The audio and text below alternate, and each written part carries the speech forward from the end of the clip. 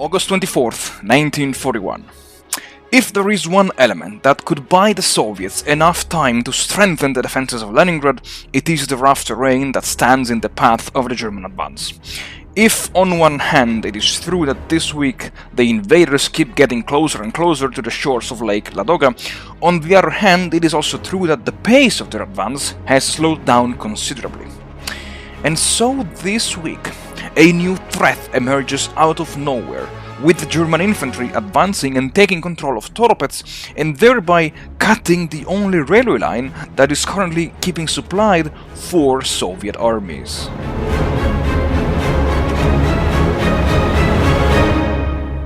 Howdy folks, welcome back to the channel and welcome to a new weekly episode of War in the East 2, the online order slash the PBEM challenge, and a new turn, a new series of catastrophes for the Red Army.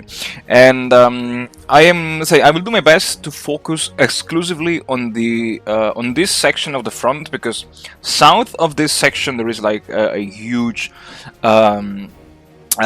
catastrophe unfolding on the southwestern front, but no spoiler, you will see it everything in the second episode. But briefly, let's have a look at the turn summary. I've lost almost 140,000 men last week, and I received almost 195,000 men on the map, and many of them, let's say 41,000 of them were just transferred from the reserve theater box to the map.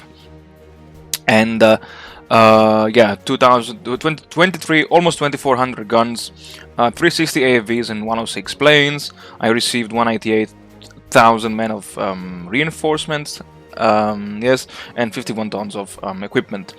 And also, interestingly, vehicles-wise, I am doing pretty well. I only need like 8,000. Yeah, almost, I would say 8,000 vehicles to have a complete, let's say, to fulfill the need of all of my units. So it's, I would say, it could be worse. And if we have a look at the other losses, okay, the Axis lost 22,000 men for a total of 215, and I lost 2.1 million. Interestingly, it's almost like a 10-to-1 losses ratio, only in terms of manpower. In terms of guns and AFVs, no, but in terms of manpower, it's interesting. And still, the situation is much worse because again, I got the Luftwaffe rules the skies, which, as always, it cripples a bit my logistics and definitely impairs my movement points in the affected areas. So it's annoying. It's really annoying, this event. But anyway, I have it, and now I have to cope with it. And Soviet partisans, excess garrison in Western Europe. Okay, nice, nice for my opponent, of course. But still. So if we dive in the situation, to have a look at the situation around Leningrad, well, all my defenses simply crumbled this week. And this is literally the last thing I wanted to see for this turn, because now I will have to pull back around, maybe even around Gorelovo, Pushkin and Kolpino. And then I will have to try to establish a defensive line over here, which is I don't know if I will make it. Also because I want to deny the capture of Schlichtenberg for as long as possible. Otherwise, he will have Operation Typhoon in the worst case scenario already in the first week of September. And over here, out of the blue, what I believe is the 16th Army just erupted like a volcano in this area and simply brushed aside the defenses of the 22nd Army and took Toropets. Now, I believe that his goal is to advance along the railway to take Andreapol and maybe Peno, which is bad, because already I lost Velikie Luki, and the loss of this railway will severely impact my logistics of the 11th Army, a bit of the 48th Army, but for sure of the 22nd and of the 20th Army. And also here, like, he attacked me along this entire front. Now, I don't know where is he going to push. If northwards to try and then encircle this bunch of troops over here, or towards Moscow, towards Vyazma, towards Rozhev. I have no idea, because the terrain here is not one of the best for motorized units, and that's why I see many infantry units. But I also see what do we have here? Oh, the 20th Motorized Infantry Division, the 3rd Panzer Group.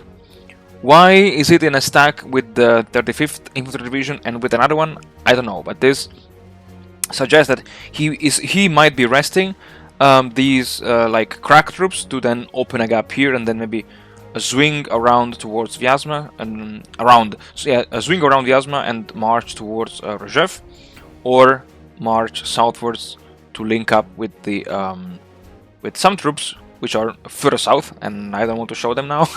But yeah, so let's see. Only time will tell what my opponent will do. But likely I do have some reserves deployed on the map, which is not too bad. Yeah.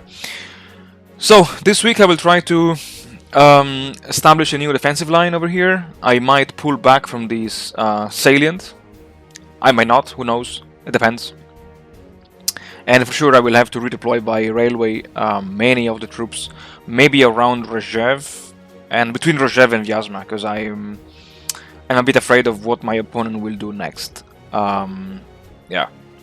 Anyway, enough talking, folks, and it's time to jump straight into the episode. Howdy, folks! So, first of all, I apologize for the maybe rushed and low quality of the introduction video, but as I was preparing, actually, as I am preparing this episode on Friday, August 22nd, I realized that my original introductory video was so grammatically incorrect that even as a non-native speaker, I was like horrified by the amount of mistakes I did while recording this improvised script. And so I rushed literally 45 minutes ago this brief new introduction, which hopefully made more sense than the previous one, which will be, let's say, forever unpublished and unshared with anyone else. So briefly, the defenses of Leningrad. Despite seeing many units without CVPs, I was surprised to see that the German crawl continued this week. What kind of surprised me, and I guess we will have to wait for my opponent's comments and reaction, was the lack of commitment of, let's say, more troops towards the area of Novgorod, Chudovo, and Schlisselburg. Because having played already, let's say, the Axis campaign, okay, against the AI, so I cannot really compare it, but I would have committed more troops into that sector, because this is usually one way through which the Axis players really surround Leningrad.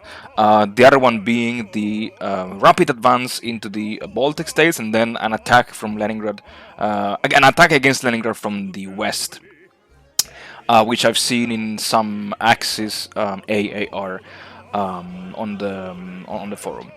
But still, it took me quite some time to rearrange all the troops to bring back in the second line of defense the routed units, and of course reassign the units to the armies of the Leningrad front and to the northwestern front, just to have kind of a thin line between the spearheads of the German army and Schlisselburg.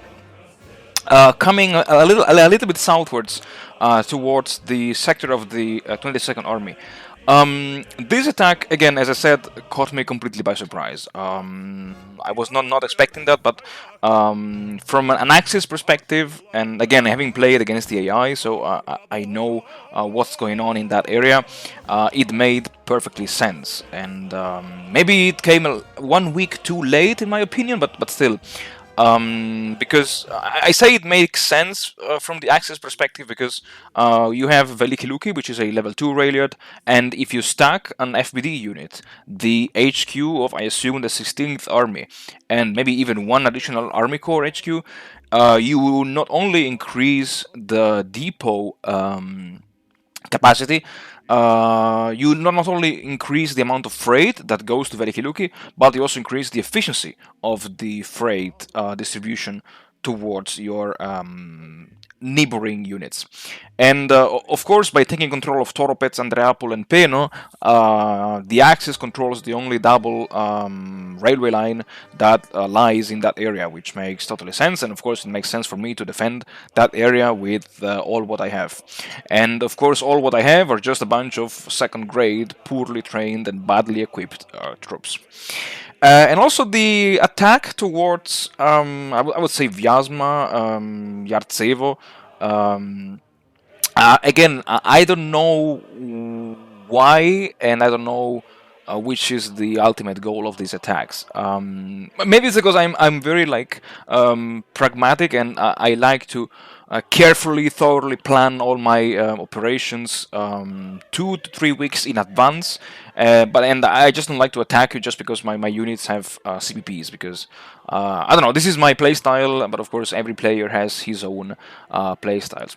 And the last point that I wanted to comment on is God bless the Soviet railways, and God bless the, I would say Stalin bless the timed arrival of reinforcements from the reserve to the map, because oh boy, they could have not arrived one single turn late. I'm glad that last week I decided to send these guys to the front because their presence is absolutely needed. I need to strengthen at least a second line of defense around Vyazma, Bryansk, and Rezhev. And because I know that Operation Typhoon is coming, so I need to prepare at least a second line of defense to crush the impetus of the inevitable new Axis offensive. And I would say, with this brief commentary done, I would say that's all for this episode. As always, thank you very much for watching, guys. Thank you very much for supporting the channel. You have no idea of how much it means to me. And well, as always, yeah, I'll see you all in the next episode, in which, yes, we will have a look at the crisis unfolding south of the Pripyat marshes.